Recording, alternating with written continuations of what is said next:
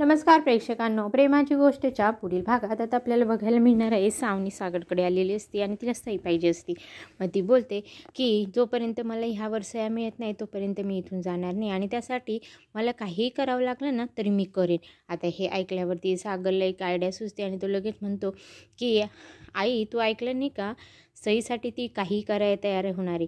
त्यावर लगेच इंद्रा म्हणते, असं आहे का, बरं ठीक आहे। आणि मग ती लगेच सईला घरात घेते आणि बादलीभर पाणी आणि कपडा आणून देते आणि तिला सांगते, हे घे, फरशी पुसून काढ। आता हे ऐकल्यावरती सावनी आश्चर्यचकित होऊनच इंद्राकडे बघते आणि म्हणते, मी आणि फरशी पुसू? लगे इंद्रा बोलते की सई पाहिजे आहे ना। मग लगेच सावनी हातात कपडा घेते आणि फरशी पुसायला लागते आणि बोटांनीच फरशी पुसत असते। तर तेव्हा लगे इंद्रा म्हणते, बोटांनी काय पुसते, नखांनी नखं दाखवते का, मला नीट पुस। आणि मग इंद्रा हळूच मागे चहा सांडवते आणि लगे बोलते, अगं बाई, चहा पण सांडला, घे, चहा पण सांडलाय तो पण पुसून घे, स्वच्छ पुस म्हणून।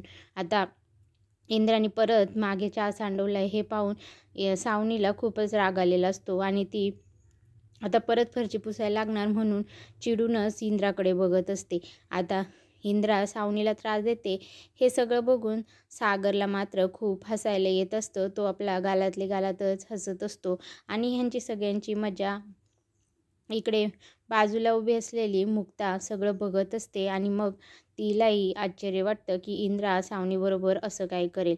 आता सावनीबरोबर अजून पुढे काय होतं हे सगळं बघण्यासाठी माझ्या चॅनलला सबस्क्राईब करा। व्हिडिओ आवडला असेल लाईक करा, बेल आयकॉन बटन दाबायला अजिबात विसरू नका। धन्यवाद।